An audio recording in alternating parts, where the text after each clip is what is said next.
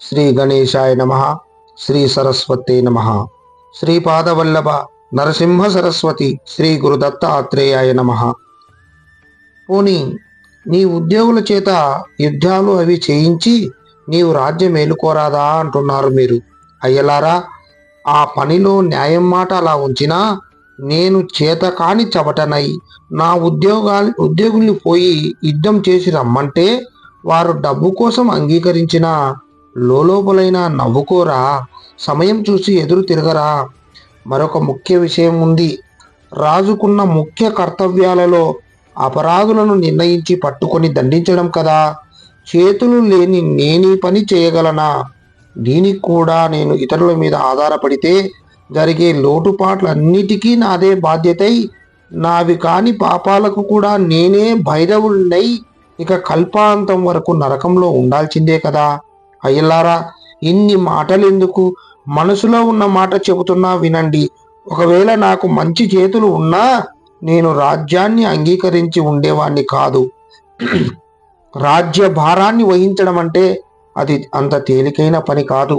రాజై కూడా నరకాన్ని తప్పించుకోవాలంటే వాడు మహా తపశక్తి సంపన్నుడు, దివ్య దృష్టి సమన్వితుడు, యోగ సిద్ధుడు, వివిధ శస్త్ర పరిణితుడు అయి పరిపాలనా చాకచక్యం గడించిన వాడైతేనే అది సాధ్యం.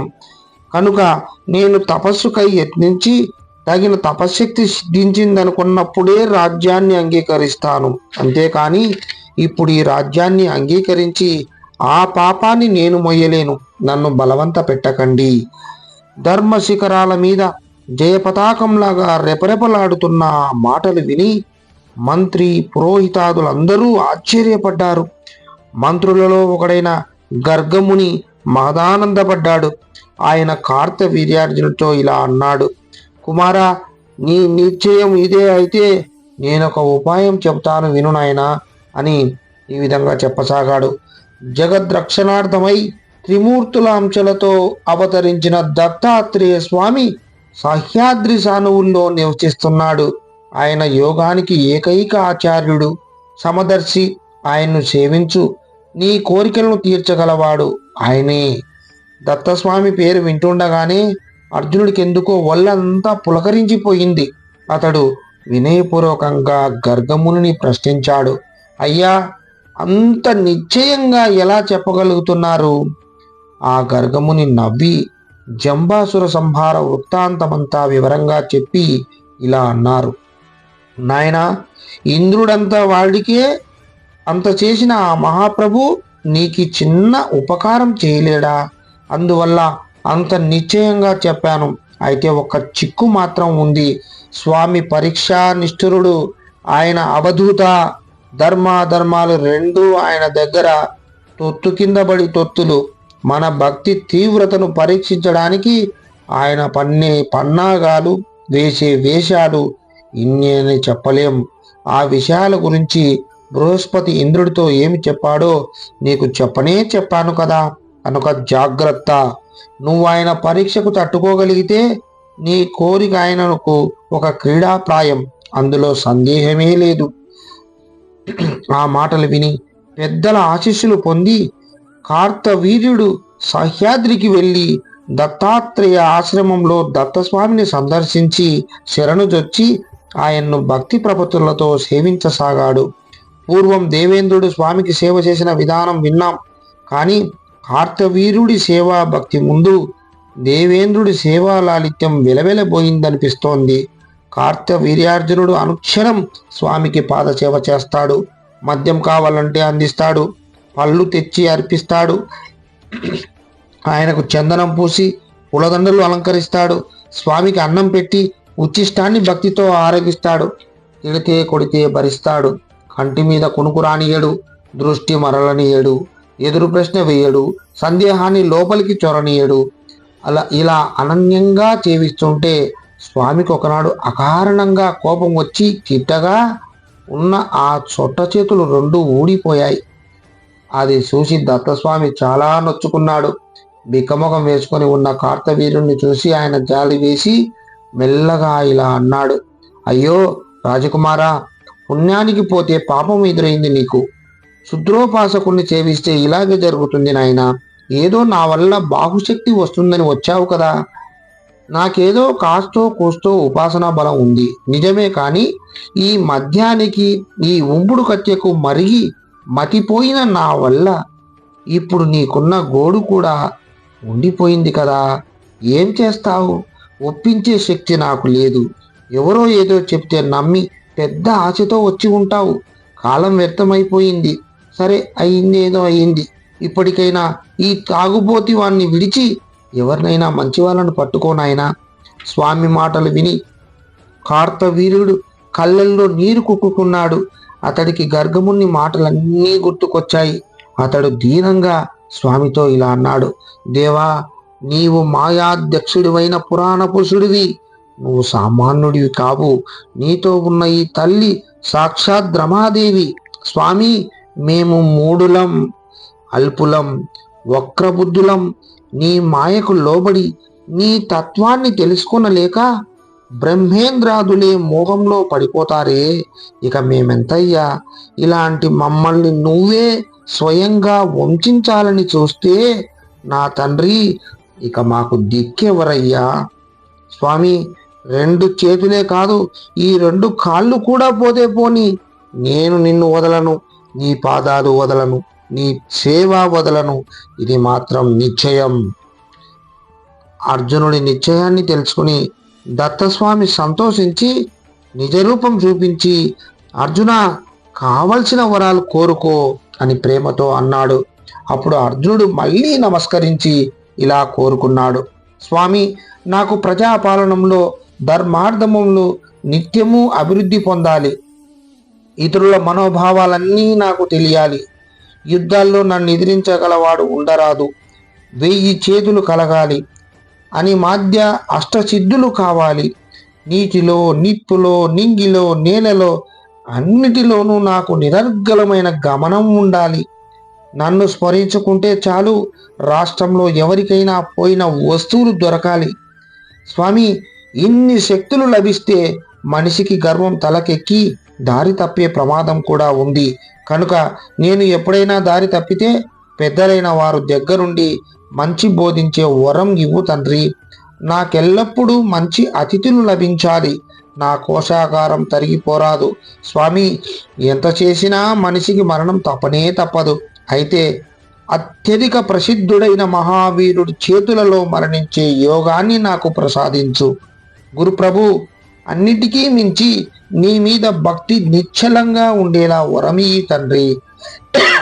కార్తవీర్యుడు తడుముకోకుండా కావలసినవన్నీ కోరుకున్నాడు. అప్పుడు దత్తస్వామి, అర్జున, నీవు కోరుకున్నవన్నీ ఇచ్చాను. అంతేకాక నువ్వు చక్రవర్తివి, సమర్థుడివి అవుతావు.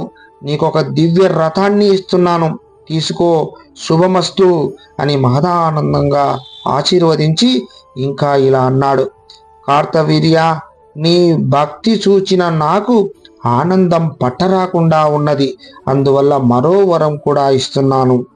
ఇన్ని అపూర్వ వరాలను నీవు పొందిన ఈరోజు నిజంగా నీకే కాక లోకానికి అంతటికీ మహాపర్వం. ఈనాడు మార్గశీర్ష బహుళ అష్టమి. నన్ను ఆశ్రయించి ఉన్న అనపాయిని అయిన ఈ సాధ్వి పేరు అనఘ. మా సంతానమే అష్టసిద్ధులు. నన్ని అనఘాదేవి సమేతంగా నీవు ఉపాసించి అష్టసిద్ధులను, ఇతర వరాలను పొందావు గనక ఈ రోజుకి అనఘాష్టమి అని ప్రసిద్ధి వస్తుంది. ఇది నాకు అత్యంత ప్రియమైన రోజు అవుతుంది. ప్రతి సంవత్సరం ఈనాడు అనఘాదేవి సమేతుడైన నన్ను అర్చించి అనఘాష్టమి వ్రతం చేసుకునే వారికి మనోవాక్కాయల వల్ల కలిగే 3 రకాల పాపాలన్నీ తొలగించి వారిని అనర్హుల్ని చేస్తాను. అందుచేత కూడా ఈ వ్రతానికి అనఘాష్టమి వ్రతమని సార్థక వ్యవహారం ఏర్పడుతోంది.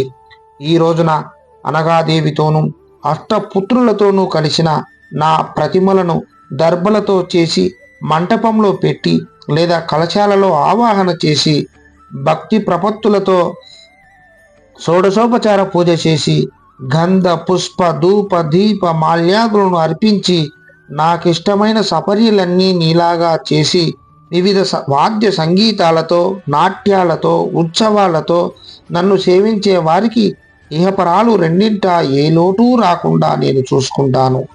నా తత్వం తెలుసుకోకుండా నన్ను అవహేళన చేసే వారిని హతమారుస్తాను. ఎవడి వ్రతాన్ని బ్రతికున్నంతకాలం ప్రతి సంవత్సరం చేస్తాడో వాడికి నేనే స్వయంగా వశమైపోయి వాణ్ణి, అర్జున నీ అంతటి వాణ్ణి చేస్తాను. వాటికి ఇటు 7 తరాలు అటు 7 తరాలు ముక్తి లభించేటట్టు చేస్తాను. కార్తవీర్య, ఇది నీ వల్ల లోకానికి అంతటికీ లభిస్తున్న వరం. వీర్యార్జునుడు స్వామికి పునః పునః అనేక నమస్కారాలు చేసి స్తుతించి సెలవు తీసుకుని మహిమతి పట్టణానికి వెళ్ళి రాజ్యాభిషిక్తుడయ్యాడు. ఆ తరువాత అతను లోకోత్తరంగా రాజ్యం చేశాడు. అతని పరాక్రమానికి ఎదురు లేదు, ధర్మబుద్ధికి సాటి లేదు, జ్ఞానానికి తిరుగులేదు, శక్తికి అంతు లేదు. అతను చెయ్యని పుణ్యము లేదు, అనుభవించని భోగము లేదు. అతనికి సాటి లేనే లేదు. అతను రాజ్యానికి రాగానే రాజ్యంలో ఎవడూ శస్త్రం పట్టుకొని తిరగరాదని, అలా తిరిగిన వాణ్ణి పరహింసావ్రతుడని భావించి శిక్షిస్తానని శాసించాడు. అప్పటి వరకు కొమ్ములు తిరిగిన మహావీరులమని అనుకుని అదుపు లేకుండా విర్రవీకే వారంతా ఆ శాసనంతో చెప్పు కింద తేళ్ల వలె అణిగిపోయారు. నోరెత్తడానికైనా ఎవరికీ ధైర్యం చాలలేదు. తపశ్శక్తితో ధర్మబద్ధంగా రాజ్యం చేసే ఆ రాజు చెయ్యని అద్భుత కృత్యం లేదు. యోగ శక్తితో అనేక రూపాలు ధరించి తానే క్షేత్రపాలుడిగా, తానే బ్రాహ్మణ రక్షకుడిగా, తానే తాపస రక్షకుడిగా, తానే సార్థ పాలకుడిగా, ఇంకా ఎన్నో రకాలుగా ఆయా పనులు నిర్వహించేవాడు. రాజ్యంలో ఎవరికైనా పొరపాటున ఏ దొంగతనమో మరేదైనా అధర్మమో చేద్దామనినా మనసులో సంకల్పం కలిగితే చాలు, తక్షణమే అతనికి అది తెలిసిపోయేది. వెంటనే అతడి ఎదుట ధనుర్బాణ సహితుడై ప్రత్యక్షమై జాగ్రత్త అని హెచ్చరించేవాడు. ప్రజలలో ఎవరికైనా పాముల వలలో కానీ, క్రూర జంతువుల వలననో, అగ్ని వలననో, వరదల వలననో, మరింకేదైనా అనూహితమైన కారణం వలనో ఆపద వస్తే తనను స్మరించుకుంటే చాలు, వారి ఎదుట సాక్షాత్కరించి వారి ఆపదలు పోగొట్టేసేవాడు. ఒకేసారి 7 దీవుల్లోనూ కనిపించేవాడు. ఇలా చేసే రాజుంటే ఇక వేరే దేవుడెందుకు? ప్రజలు అతన్ని దేవుడి కన్నా మిన్నగా ఆదరించి సేవించుకున్నారు. అతని రాజ్యంలో నాకీ కష్టం కలిగిందని చెప్పుకున్నవారు లేడు, నాకీ నష్టం జరిగిందని అనుకున్న వాళ్ళు లేరు. అలా నడిచింది అతని రాజ్యం. ఇక అతను చేసిన ధర్మ కార్యాల దగ్గరకు వస్తే అతడు చేసిన దానాలకి, ఇష్టాపూర్తాలకి, యజ్ఞాలకి అంతులేదు. అతడు సప్త ద్వీపాలలోనూ మొత్తానికి 10,000 యజ్ఞాలు చేశాడట. యజ్ఞాలంటే ఒట్టి యజ్ఞాల అవి. అతని యజ్ఞాలలో వేదికలు, యూపాలు, సభా మంటపాలు అన్నీ కాంచనమయమేనట. ఇతని అద్భుత కృత్యాలను చూచి పరవశులై నారదాది మునీశ్వరులే అతన్ని స్తోత్రం చేసేవారు. అంగిరో ముని ఆనందంతో ఉప్పొంగి కార్తవీర్యుడు వంటి రాజు లేడని కీర్తించాడు. ఇక ఇతని పరాక్రమాలకు దగ్గరికి వస్తే ఒకసారి అతను పాతాళానికి వెళ్ళి కర్కోటకుడునే నాగరాజుని జయించి వాడి కొడుకుని లాక్కొని వచ్చి తన రాజధానికి కాపుగా నియమించాడు. మరొకప్పుడు భార్యలతో కలిసి జలక్రీడలకై నర్మదా నదికి వెళ్ళాడా రాజు. అప్పుడు విలాసార్థం అతను తనకు 1000 చేతులు తెప్పించుకుని నర్మదా నది ప్రవాహానికి అడ్డంగా నిలబడ్డాడు. మహోన్నత పర్వతంలాగా దారికి అడ్డంగా నిలిచి ఉన్న రాజును అతిక్రమించిపోలేకపోయింది ఆ నర్మదా నది. జలప్రవాహం వెనక్కి ఎగతట్టి కట్టల మీద నుంచి పొంగి పొర్లడం ప్రారంభించింది. అప్పటికి దిగ్విజయ యాత్ర చేస్తూ వీరుణ్ణి కూడా జయిద్దామని వచ్చి దారిలో సేనను ఆపుకొని నర్మదా నది తీరంలో శివపూజ చేసుకుంటున్నాడు దశకంఠుడైన రావణాసురుడు. అతడిలా శివపూజలో నిమగ్నుడై ఉండగా ఈ నర్మదా ప్రవాహం హఠాత్తుగా వెనకకు ఎగతట్టి రావణుడు పూజించే శివలింగాన్ని ఎగరగొట్టి నిమిషాల్లో సేనా వారాన్నంతటిని ముంచేసింది. అక్కడ యోగ దృష్టిలో ఇదంతా చూస్తున్న కార్తవీర్యార్జునుడు సన్నగా నవ్వుకుంటున్నాడు. ఈ జలక్రీడా వ్యవహారమంతా ఇతను ఇందుకోసమే ప్రారంభించాడా ఏమరి? ఇక్కడ రావణాసురుడికి నర్మద పొంగడానికి కార్తవీరుడే కారణమని తెలిసి ఒళ్ళు మండిపోయింది. కైలాస పర్వతం ఎత్తి విసిరిన తను ఇది సహించగలడా మరి? అప్పుడు కార్తవీరుడు ఒంటరిగా ఉన్నాడని తెలిసి ఇదే మంచి సమయమని ససైన్యంగా వచ్చి అతని మీద పడ్డాడు. కార్తవీర్యుడు నవ్వుతూ నీళ్లల్లోంచి బయటికొచ్చి ఒక్కొక్క రాక్షస వీరుడికి ఒక్కొక్కడే కనిపించి అందరినీ నరికివేశాడు. చివరికి మిగిలిన 20 చేతుల రావణాసురుణ్ణి కోతిని పట్టినట్టు పట్టుకెళ్లి చెరసాలలో పారేశాడు.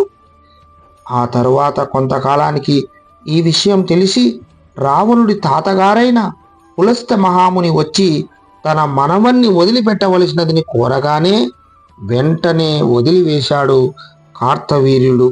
అతనికి పెద్దలంటే అంత వినయం ఉండేది. అందువల్లే అతడు అంత గొప్పవాడయ్యాడు. అతడు ఎప్పుడైనా సముద్ర స్నానానికి వెడితే అందులో ఉండే తిమింగలాలతో సహా జలజంతువులన్నీ గజగజలాడిపోయేవి. ఆఖరికి సముద్రుడు సైతం బిక్కుబిక్కుమంటూ ఉండేవాడు. అతనే స్వయంగా పర్జన్యుడై ప్రజలకు సకాలంలో వర్షాలందించేవాడు. ఇంత మహోన్నత శక్తి వచ్చాక కూడా అతను గురువును మర్చిపోలేదు సరికదా. అతని గురుభక్తి రాను రాను అభివృద్ధి అయ్యింది.